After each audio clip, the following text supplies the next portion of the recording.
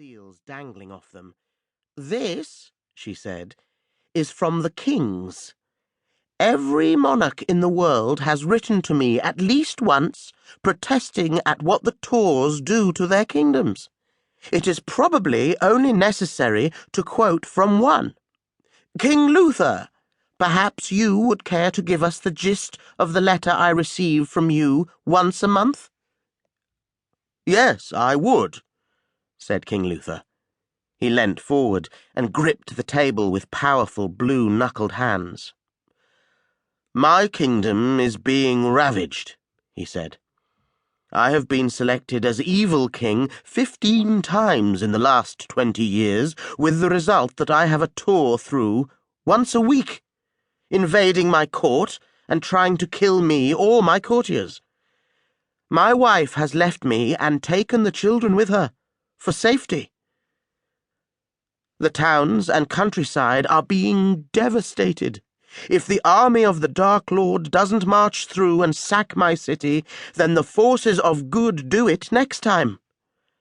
I admit I'm being paid quite well for this, but the money I earn is so urgently needed to repair the capital for the next pilgrim party that there is almost none to spare for helping the farmers. They grow hardly anything these days. You must be aware, High Chancellor—" Carida's hand went to the next pile, which was of paper in various shapes and sizes. "I am aware, thank you, Your Majesty. These letters are a selection of those I get from farmers and ordinary citizens. They all state that what with magical weather conditions, armies marching over crops, soldiers rustling cattle, fires set by Dark Lord's minions and other hazards, they are likely to starve for the foreseeable future."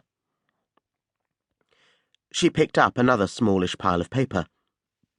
"Almost the only people who seem to be prospering are the innkeepers, and they complain that the lack of barley is making it hard to brew sufficient ale."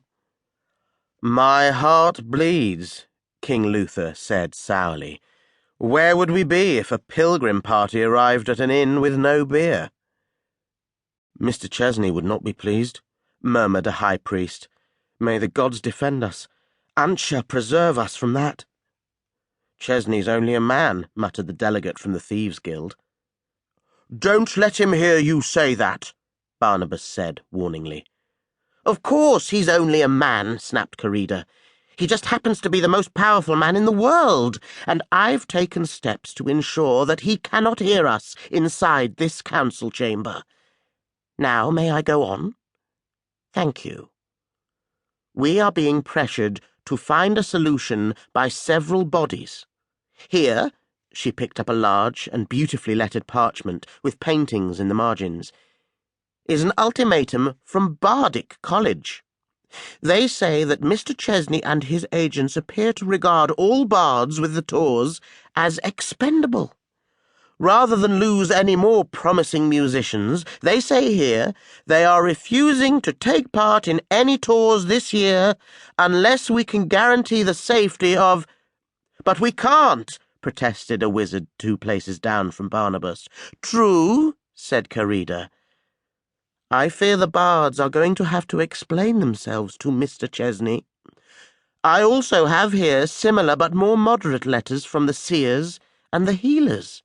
The seers complain that they have to foresee imaginary events and that this is against the articles of their guild, and the healers, like the wizards, complain of chronic overwork. At least they only threaten not to work this year. And here," she lifted up a small, ragged pile of paper, "here are letters from the mercenary captains. Most of them say that replacements to manpower, equipment, and armor cost them more than the fees they earn from the pilgrim parties. And this one on top, from Black Gauntlet, I think the man's name is, also very feelingly remarks that he wants to retire to a farm, but he has not in 20 years earned enough for one coup." "One what?" said King Luther.